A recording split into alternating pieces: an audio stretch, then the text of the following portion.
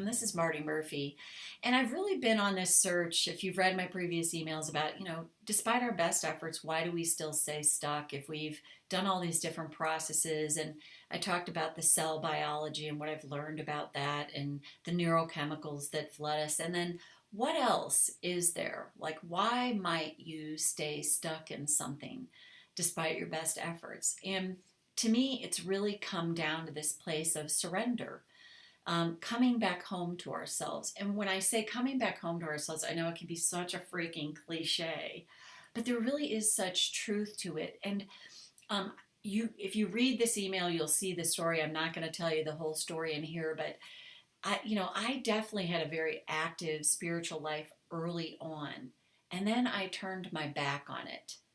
And then recently, and then I found tapping and I was doing all the tapping and processing through all the stuff, that I needed to process through, and I continue to do that.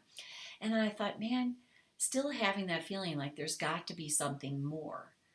And that more that I've realized is reactivating this part of my spiritual life, like coming back home to myself, coming back into that wiser part of me, tuning into the divine within me.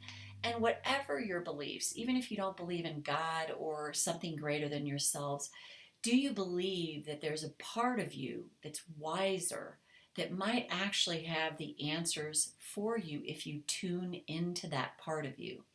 If you get quieter, do you find that more positive answers come to you? I know I find that to be true, regardless of spiritual beliefs. When we quiet down the overactive, and I like this term, the small self, the ego mind that's, rapidly telling us, it's always pointing out what's wrong and you shouldn't do that and don't touch that and don't go there and why aren't you making changes there? It's that voice.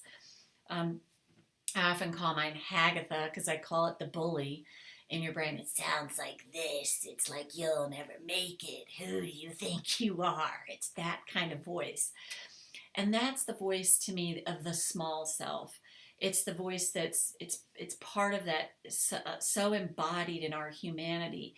It's devoid of a wiser part of us. So what if, regardless of your beliefs, if you're staying stuck in something, you can go, this is where I need to surrender. This is where I've gotten myself in my best efforts on my own. And now, can I trust that I can turn this over to something? Can I at least call forward the wiser part of me that has the answers I seek?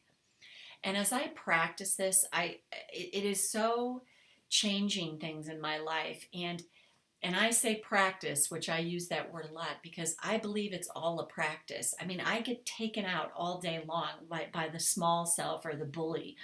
And I have to constantly sort of hit that reboot and catch it, throughout the day when I catch it, like, oh. And I use a lot of those Course in Miracles sayings now. Like, I choose to see love instead of this. Love did not create this thought. There's so many different just one-liners to me that are so powerful and impactful to help me shift and change when I have that negative thinking or the small self, the bully, the ego, whatever you want to call it, is running amok. And and what I notice when I do this, I always feel better. So I invite you to read this entire email, and also included in it is a meditation that I created just to help you tune back into coming back home to yourself. This idea that within each of us is this wiser part of us, or we can tune into the divine, to God, to source, to the universe, whatever your beliefs are.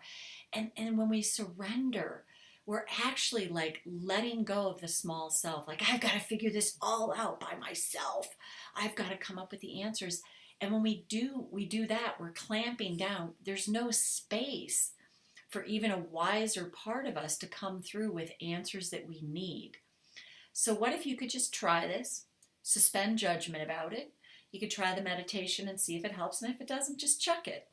It's just an offering to you to see if it might help you begin to tune back into when you feel stuck. Like, what if you can go, I surrender this to something greater than myself. I surrender this to the divine. I surrender this to God. I surrender this to this wiser part of me, and see what happens. I mean, what do you have to lose? So I hope you find this helpful and try the meditation if it resonates with you. And if not, you can pass it along to somebody else, or like I said, just chuck it.